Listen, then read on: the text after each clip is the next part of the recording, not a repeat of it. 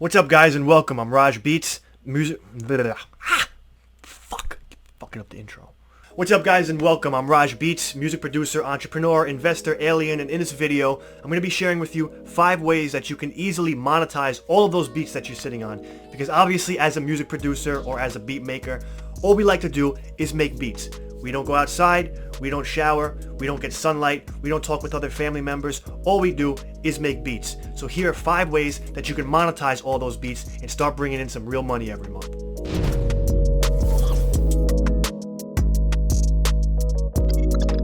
The first way to monetize your beats online is the most obvious. It's to lease beats to artists, rappers, singers, songwriters. By using an online platform, beat store, such as BeatStars or airbit.com, you can easily upload all of your beats, the MP3s, the waves, the tracked out stems. You can set your prices for the different types of licenses that you want to offer.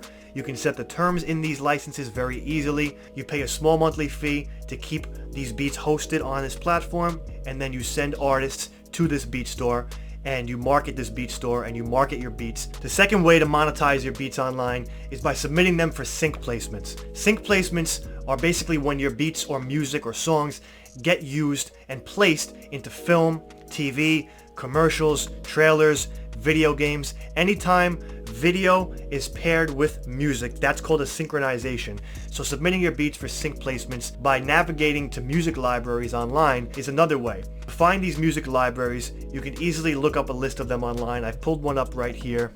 I quickly found this article online for top 46 sync music libraries online. You have Airbit, which is a beat store that I just mentioned for selling beats as well. You can also submit beats for sync placements on there. Sellfy, this is where you become your own store essentially. Jamendo, Marmoset, Artlist, Nightingale Music, Jingle Punks. The list goes on and on and on. And all of these music libraries have different terms. Some of them want your music exclusively, meaning you upload your beats to this particular platform, and if it's exclusive, you cannot upload them and sell them anywhere else. I would try to stay away from these platforms in the beginning if you don't have an established brand and if you don't have a sizable catalog. Because if you're still early in your journey, it's best to spread your eggs out amongst many baskets so you can test and see where you get the most traction. You can earn anywhere from $15 to $300 to $1,500 to $5,000. Some sync placements even go as high as $30,000 or $50,000 if it's a company or a film that has a big budget behind it. Now, another way that not too many people know about when it comes to shopping your beats for sync placements is connecting directly with music supervisors. Music supervisors are the people that are in charge of finding music for a specific film or commercial or advertisement or video game projects. Now, you can find these music supervisors and connect with them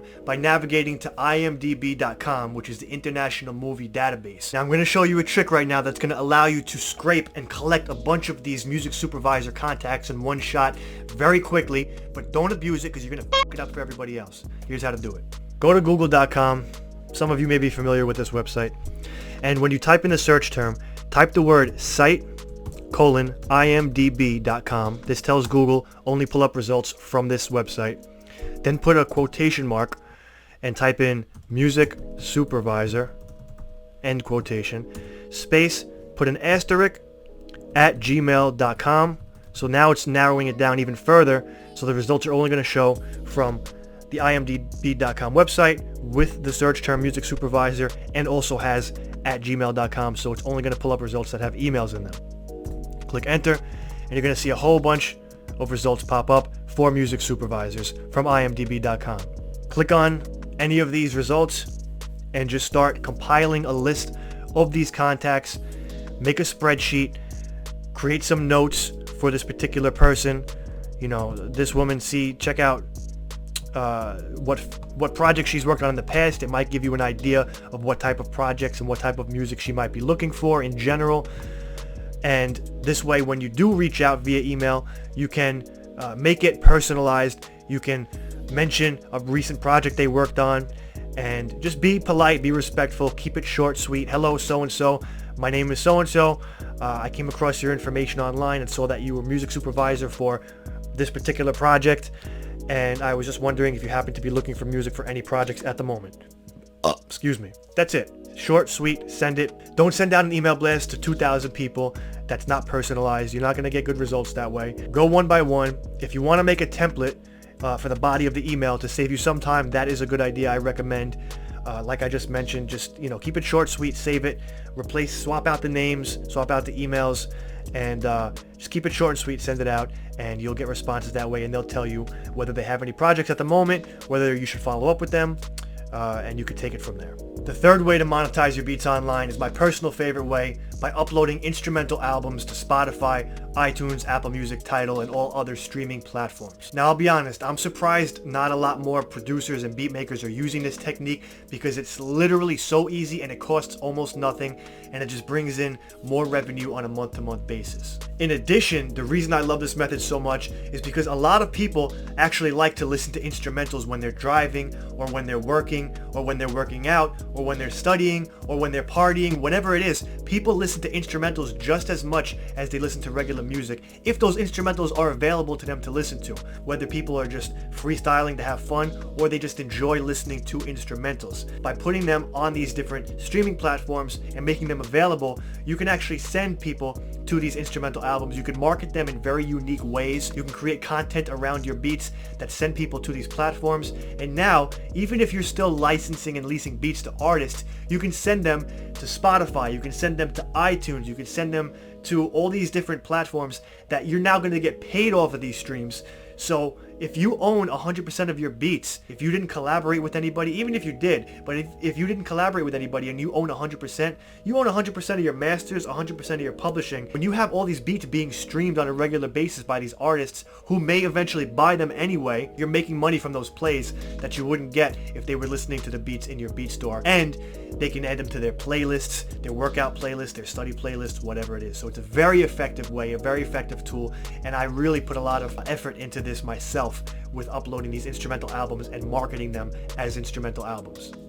So the distributor that I personally use to upload all of my instrumental albums to, Spotify, Apple Music, Deezer, Tidal, and all these other streaming platforms is DistroKid. I've been using DistroKid for almost 6 years now, and I really enjoy them. And again, I've been with this platform for years. There's a lot of different distributors that I've tried in the past. TuneCore, Ditto Music, Amuse. There's a ton of them. United Masters.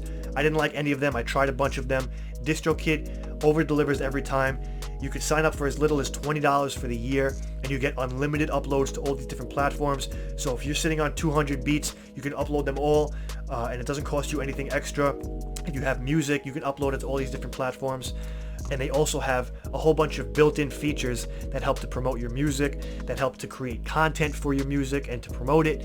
So I highly recommend DistroKid. I'll leave a link in the description below, so you can save on the sign up. You get a discount, I think like 7%, so you'll pay like $15 or $16 if you use the link below to sign up for DistroKid, and that's for the year. So I'll show you guys. Like, I have the Ruby Beat Pack here. I just dropped this a couple of weeks ago. By the time you're watching this, it may be longer than that, but it dropped May 27th, 2022. These are 30 beats that were sitting in my beat store. They weren't really getting any exposure. They weren't making any money, and so I took them and I put them on Spotify. I put them on Apple Music. I put them on, and now they're in the Snapchat music library. They're in the TikTok sound library. They're in the Instagram Reels library. So now you can add these beats and this music to the background of your content that you're creating, and you can have other content creators have it available to them to use for free in their content, and you get paid and you get exposure with these beats every time that they use it. So there's so many reasons that it makes sense to upload your beats as instrumental albums. Otherwise, you're just leaving money on the table. So again, I'll leave a link below to DistroKid, so you can sign up. You'll save on it. It's like $20 for the year. You get unlimited uploads. You keep 100% of all your revenue, all your royalties, the sound recording, the master, the publishing, everything. You keep 100%. And if you want to upload beats that you collaborated with people on, you can do that as well. There's an option when you upload to set splits. So you can set, 50-50 splits, 70-30, whatever it is that you worked out with whoever. And here's just what it looks like when you go to upload music on DistroKid. You choose all of the different platforms that you want the instrumental album to go to. I usually select everything, including Snapchat. Don't leave any money on the table. But I often unselect or deselect Beatport, because Beatport is EDM only. And yes, I have EDM music, but most of my beats are not EDM. So DistroKid, link below. Save that money, go sign up and get your beats out there. So the fourth way to monetize your beats online is by using a publisher, an admin publisher, to collect all of not only your composition royalties, but all of your publishing royalties as well. So if you have any music, any beats out in any platforms, you definitely want to be signed up with an admin publisher. A lot of times people recommend that you sign up with ASCAP or BMI, but they're performance rights organizations, and those are great for collecting your performance royalties. But what an admin publisher does is they collect all of the royalties that BMI or ASCAP would collect, in addition to all of your publishing royalties. And anywhere, any countries where it's not getting picked up, they really scour the earth for anywhere to pick up the crumbs on where it may be being performed or being played, whether it's on social media platforms or in the little nooks and crannies of the internet. There's a lot of them, believe me. So the admin publisher that I use is called Songtrust. I've been using Songtrust for years, very happy with them. It costs like, as of this time, it's like $100 to sign up one time, and then they take 15% as an admin collection fee. But I have been using them for maybe 5 years now, and I mean, if we click over here, this is the Songtrust dashboard when you log in after you sign up. If we go to royalties, I can see a breakdown of, let me go back a little bit more so we can see some more. I'll go back from Q2 2021, and you can see had a lot of growth, a lot of discovery of my music by being out in all these platforms, and a lot of content creation marketing I was doing. And down here we have mechanical royalties, which, remember, performance rights organization like BMI or ASCAP, they don't collect mechanical royalties, they only collect performance royalties. So by signing up with an admin publisher like Songtrust, you don't have to register your music with BMI or ASCAP anymore. You only do it here, and you get the royalties that you would get with BMI or ASCAP, and then a whole bunch more as well. So you just get it all in one place on the composition and publishing side of your music. I'm sorry if my dog keeps barking. He's a fucking pain in my ass. I love him, but I'm not redoing this video. So if we click performance down here, it's going to show me all of the performance royalties that Songtrust has collected over the past year. So if we scroll down, you can see these are the names of, it says song, but these are beats as well, right? Because we uploaded the instrumental albums and they treat them as songs. So Fortune, Splash, Vice City, Envy. So here it gives you a very comprehensive breakdown of exactly how much you earned from each instrumental or each song. It shows you which ones earned the most. It shows you the location of where it earned the most. Top earning territory, USA, 44%. Top earning society, BMI. So 44% of the royalties came from BMI, but that means that there was plenty other royalties that came in from other places. So just to confirm what I was saying before, top earning source was Google Ireland Limited. So someone was playing my beats or buying them on Google Play, I guess.